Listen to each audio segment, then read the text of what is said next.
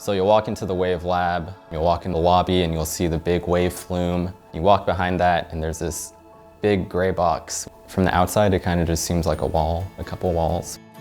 The infrastructure that's located in these facilities focuses on what we call human-in-the-loop simulation, where we place real drivers and bicyclists and truck drivers in virtual reality environments where they interact with virtual images of the built environment.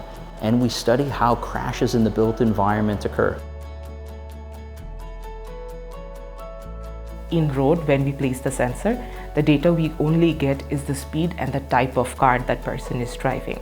But in simulation, we can learn how they're maintaining the lane, how nervous they are, what's the additional stress on them, and how that relates back to their speed behavior.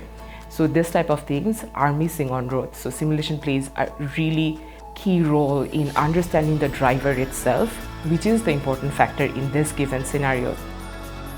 The bicycle is a full-scale bicycling simulator, so that means there's an entire bicycle in there. We have cameras that observe from different angles the bicyclists as they're riding through the environment. You sit on the bicycle and you ride it just like a normal bike. You can turn the steering wheel, you can change gears, you can brake, all that. And as you pedal, that's kind of transferred into the simulated environment, which is projected on a front-facing screen. The next simulator type that the lab is investing in is a heavy vehicle simulator. So we'll get to study heavy vehicle driver behavior. And those conflict zones include places like loading zones for commercial vehicles, where that large vehicle positions itself and how it obstructs the movements of bicycles is very interesting.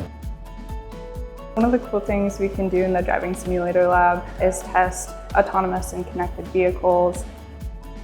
One of the projects that we have coming down the pipeline related to that is a bicycling simulator experiment where we're looking at the interaction of bicyclists with autonomous vehicles.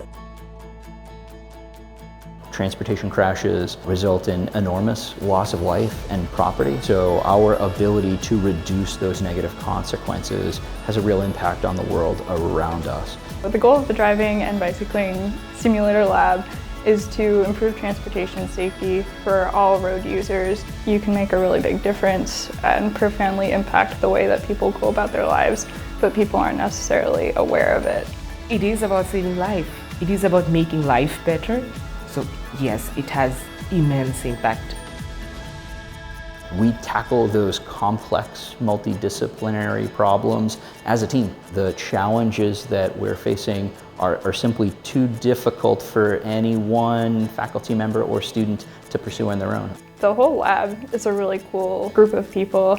They seem to be very passionate about improving transportation safety.